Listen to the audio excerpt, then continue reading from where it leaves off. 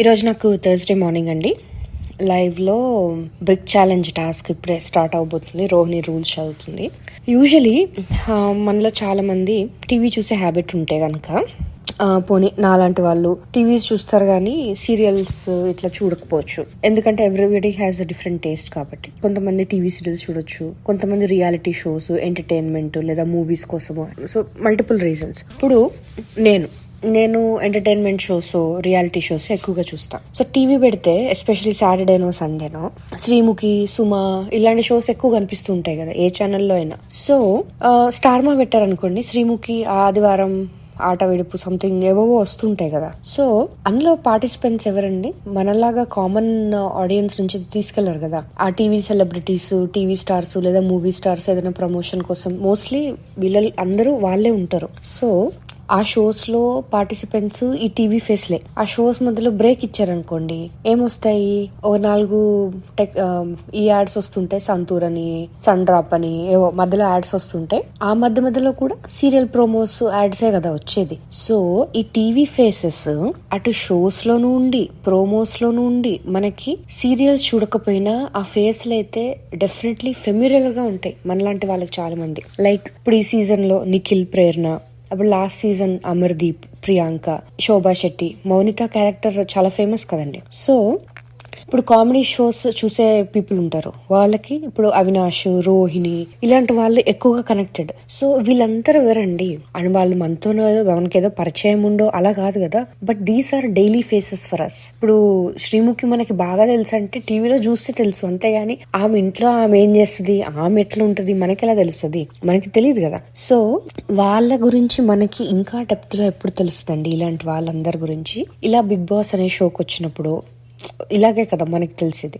So last time season 3లో వచ్చినప్పుడు రోహిణిని మనము ఇంతగా చూడలేదండి. అంటే మనకి స్కోపు రాలేదు. అండ్ అప్పట్లో లైవ్ ఇలాంతా లేదు కదండి. ఇట్స్ అ డైరెక్ట్ ఎపిసోడ్ లో ఆ గంటలో ఆమె ఫస్ట్ లోనే ఎలిమినేట్ అయిపోయింది. సో ఇంతమంది ఎపిసోడ్ ని కవర్ చేయడంలో ఆమెకి ఎక్కువ స్క్రీన్ స్పేస్ రాలేదు. ఆమె టాస్క్లు పెద్దగా ఆడలేదు. ఒకటే టాస్క్ ఆడినని మొన్న మధ్య ఈ సీజన్ లో చెప్తుంది.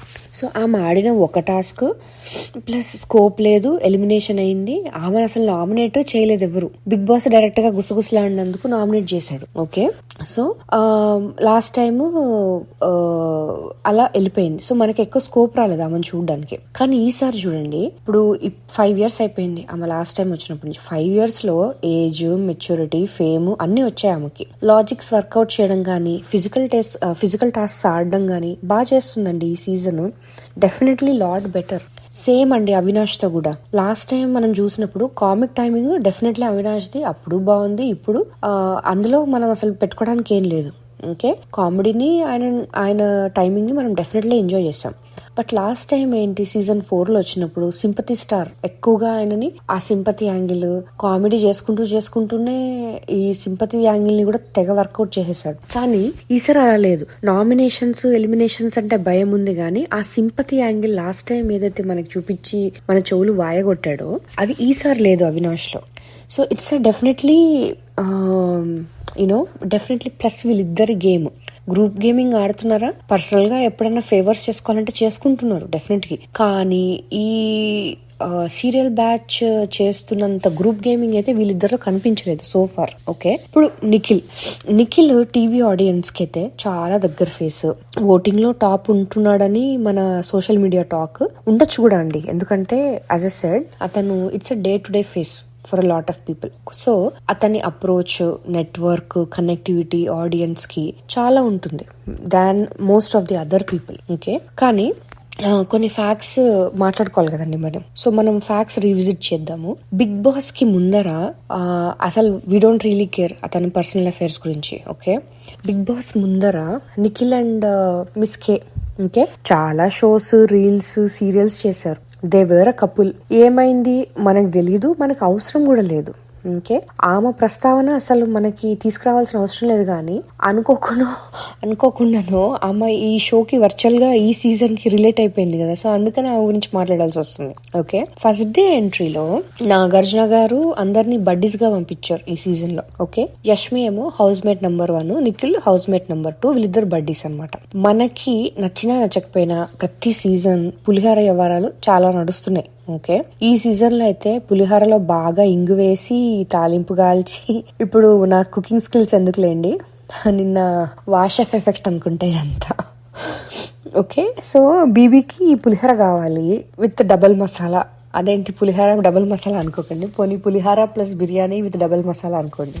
ఓకే, నాగార్జున గారికి అక్కర్లేని ప్రాంప్ట్స్ ఇచ్చి ఆయనతో మాట్లాడిస్తూ ఉంటారు మధ్య మధ్యలో. ఓకే, లేకపోతే ఈ చిన్న చిన్న కళ, తొక్క, తోటకూర ఇది నాగార్జున గారికి ఎట్లా తెలుస్తుంది? ఆయనకి మేజర్ డీటెయిల్సే సంబంధం లేదు. ఈ యష్మినికి కళ వచ్చిందంట, ఈ సోదంతా మాకెందుకు, ఇది గిలడం ఇదంతా. ఓకే, నిఖిల్ ని నాగార్జున గారు నీ స్టేటస్ ఏంటి అని అడిగారు. నిఖిల్ ఏం చెప్పాడు? సింగిల్ అని చెప్పాడు. అది అబద్ధమా నిజమా ఇన్ జనరల్ నోట్ నాకు అవసరం లేదు యాజ్ ఐ సెడ్. కానీ ఇప్పుడు ఈ విషయం మనం 2 months బ్యాక్ వెళ్ళి మరి ఎందుకు గుర్తు చేసుకుంటున్నాము?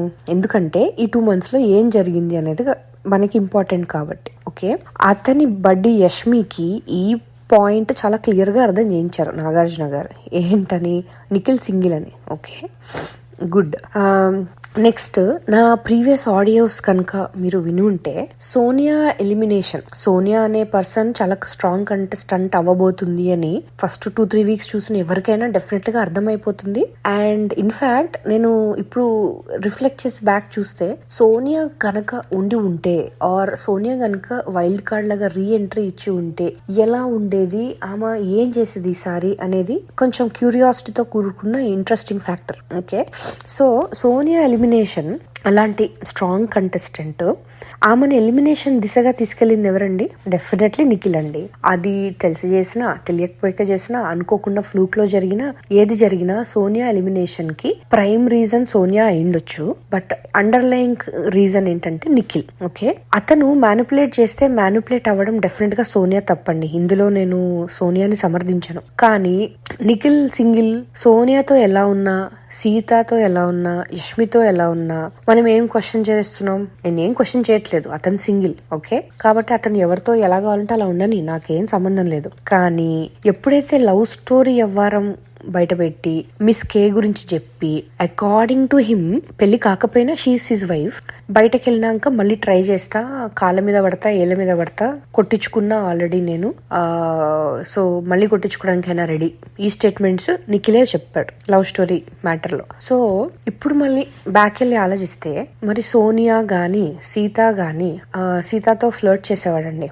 ఓకే, యష్మితో అయితే లైవ్ లో మనకి చాలా చూసాం, గానీ ఎపిసోడ్స్ లో అయితే లేపేశారు. ఆమెకి బుగ్గ గిల్లడాలు, వెనకాల నుంచి వెళ్ళి పట్టుకోవడాలు, ఈ చాలా కథలు ఉన్నాయిలేండి, ఎందుకు నాకు. బట్ ఇది ఇప్పుడు ఈ సోదంతా మనం పిచ్చోల్ని చేయడమే కదండి. నేను సింగిల్ అని చెప్పి, ఒకసారి కమిటెడ్ అని చెప్పి, ఒకసారి మర్చిపోలేకపోతున్నా అని చెప్పి, దీన్ని ఏమంటారండి? ఫికిల్ మైండెడ్ అంటారు. ఓకే, ఇప్పుడు అందరం ఒక స్టేజ్ లో ప్రతి ఒక్కరికి ఏదో ఒక పాయింట్ లో క్రష్, లవ్, ఫస్ట్ లవ్, ఈ ఫీలింగ్స్ అందరికీ ఉంటాయండి. అట్ ద ఏజ్ ఆఫ్ 15 కావచ్చు, at the age of what ever, మనం ఇవన్నీ ఫీల్ అయ్యే ఉంటాం ఒక పాయింట్ ఆఫ్ లైఫ్ లో. ఓకే, బట్ అన్ని లవ్లు సక్సెస్ అవ్వాలని లేదు, అన్ని లవ్లు ఫెయిల్యూర్ అవ్వాలని లేదు. కొన్ని it could be a comma R a full stop with a good feel. చాలా మందికి ప్రతిదీ జరగదు కదండి అనుకున్నదాన్ని లైఫ్ లో. సో ఈ మిస్కేతో అతనికి ఏదైతే రిలేషన్ ఉందో అది అతను కంటిన్యూ చేయాలనుకుంటున్నాడా వద్దా అనేది అతను ఫస్ట్ క్లారిటీ తెచ్చుకోవాలి కదా. ఎందుకు తెచ్చుకోవాలి అంటే, again whatever he does none of our business. కానీ ఇక్కడ ఆ షోలో ఈ యష్మి అనే అతను పర్సన్ కి అతను డైరెక్ట్ గానో ఇండైరెక్ట్ గానో హోప్ ఇచ్చేసాడు ఇతని ఫీలింగ్స్ మధ్యలో. అతని ఫీలింగ్స్ లో అతనికి క్లారిటీ లేకుండా ఆమెని కూడా డిస్టర్బ్ చేశాడు కదా షోలో. ఎందుకంటే యష్మి డిస్టర్బ్ అవ్వకపోయి ఉంటే ఇప్పుడు యష్మి టాప్ 5కి వెళ్ళేదేమో. నేను గేమ్ ని చేంజ్ చేయలేను, మనం చూసిన దాన్ని బట్టి చూసింది మాట్లాడుకోగలం.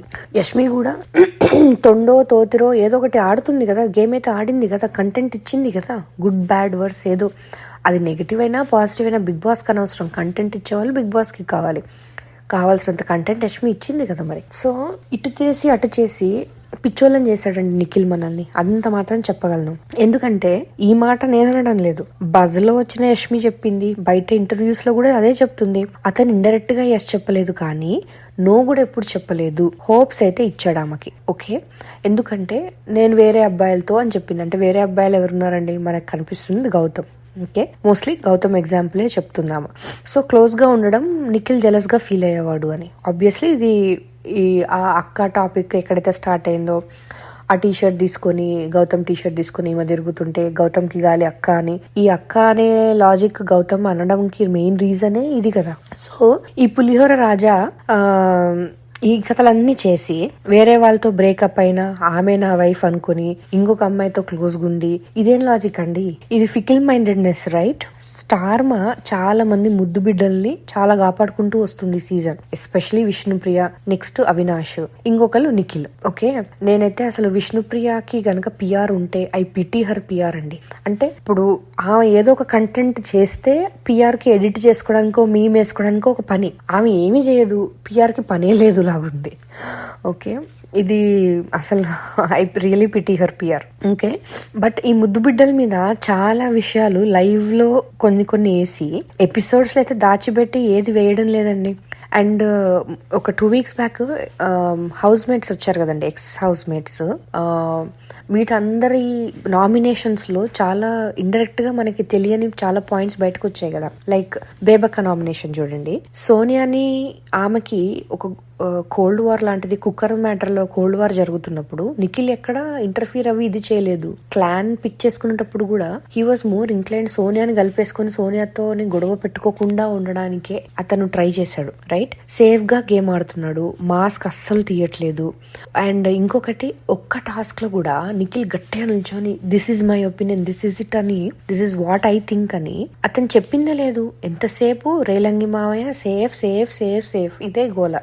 ఇది మంచితనం అని చాలా మంది అంటున్నారు. మంచితనం అయ్యిండొచ్చండి, కానీ మంచితనం ఫుడ్ కూడా పెట్టదు కదా మీకు. మీరు మంచి మంచి మంచి ఉంటే ఎప్పుడు things will not work out your way, right? అసలు చెప్పుకుంటూ పోతే ఇతని గురించి చాలా ఉందండి మాట్లాడేది. ప్రతి టాస్క్ లో, ప్రతి గేమ్ లో చాలా ఉంది. బాటమ్ లైన్ ఏంటంటే నిఖిల్ ఈజ్ మాస్క్డ్ అండి. ఇన్ని వీక్స్ ఎలా యాక్ట్ చేయగలడు అని మీరు అంటే నేను కూడా పాసిబుల్ కాదనే అనుకుంటా.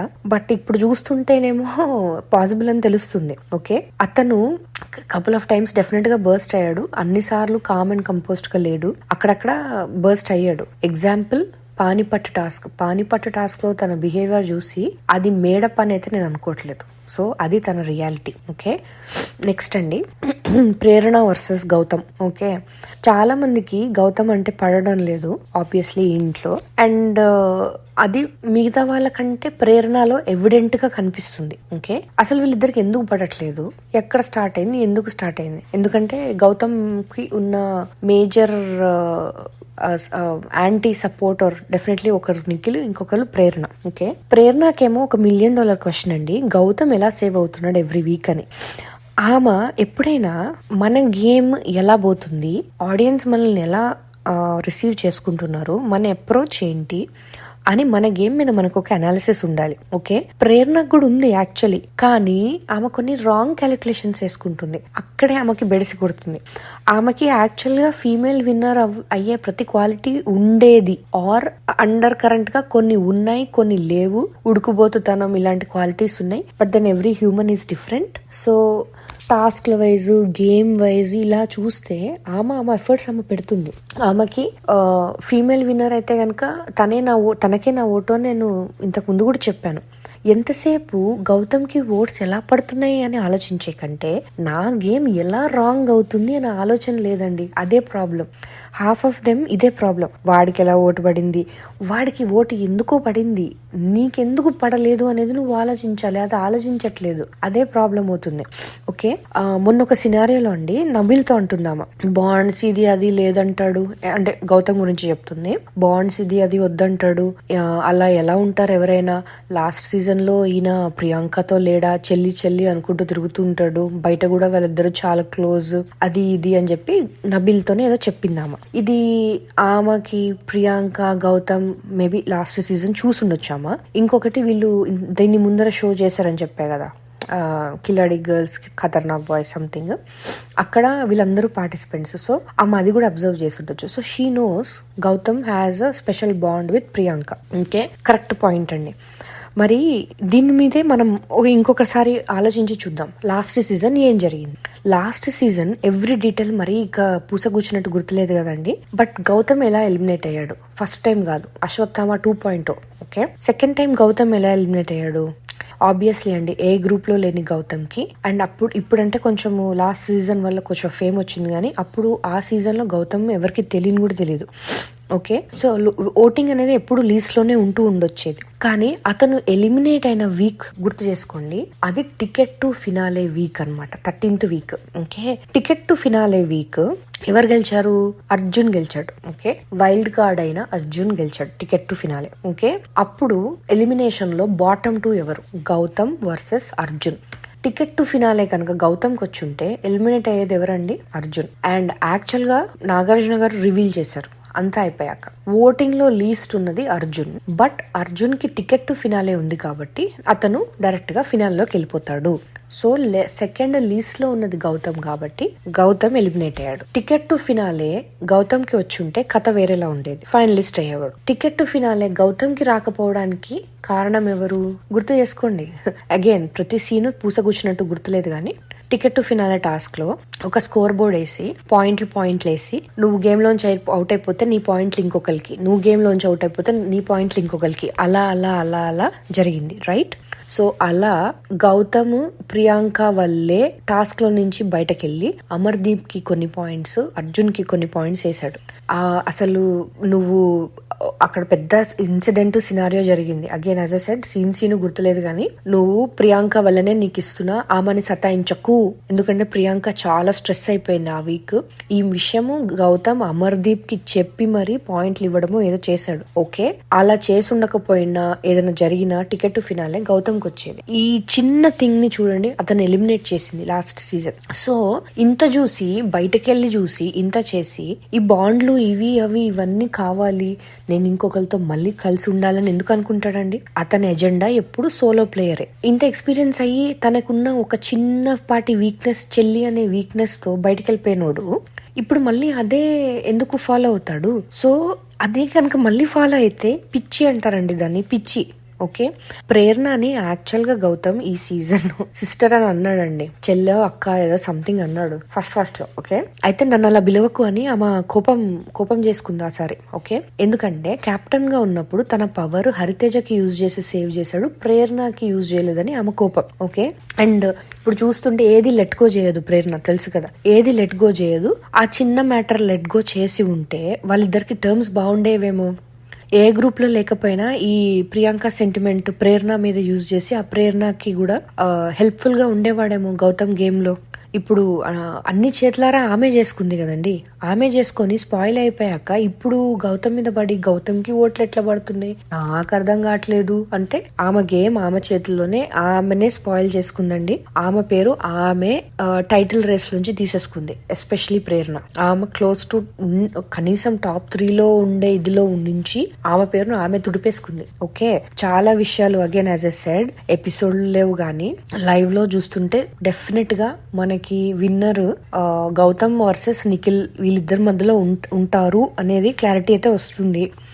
అండ్ ఇక్కడ మొన్న ఈ వీక్ ఓకే నిఖిల్ గౌతమ్ ని నామినేట్ చేయాలంటే నబీల్తో కూర్చొని డిస్కషన్ పెట్టి ఏ పాయింట్స్ మీద నామినేట్ చేయాలి, దానికి కౌంటర్ అటాక్ ఏం వేయొచ్చు, దానికి నేను ఏం ఆన్సర్ ఇవ్వాలి అని ప్రిపేర్ అవుతున్నాడు నిఖిల్. ఓకే, ఇది ప్రీవియస్ సీజన్స్ లో బిగ్ బాస్ అన్నపూర్ణ స్టూడియోస్ లోనే ఒక రూమ్ ఇచ్చేవాళ్ళు అనుకుంటా. ఎందుకంటే మధ్యలో ఏదైనా చేస్తుంటే గనక వార్నింగ్లు ఇవ్వడాలు, మీరు నిద్రపోతున్నారు లేవండి ఇలాంటివి చెప్పేవాడు అనమాట బిగ్ బాస్.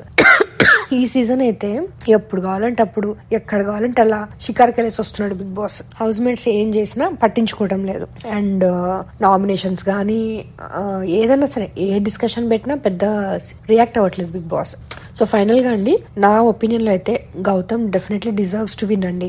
అన్బయాస్డ్ గా ఒక పేపర్ పెన్ తీసుకొని ఒక చార్ట్ గీసి నిఖిల్ గౌతమ్ 2 పేర్లు రాసి టాస్క్లని, బిహేవియర్ అని, టాకింగ్ అని, స్ట్రాటజీ అని, పోర్ట్రే అని ఇట్లా కొన్ని పాయింట్లు రాసుకొని వాళ్ళకి వీళ్ళకి వీళ్ళకి వీళ్ళకి ఇద్దరికి పాయింట్లు వేసుకుంటూ పోతే ఐఎమ్ ప్రెటీ షూర్ గౌతమ్ కి డెఫినెట్లీ ఒక 2 పాయింట్లు ఎక్కువ వస్తాయి నిఖిల్ మీద, which makes him a winner.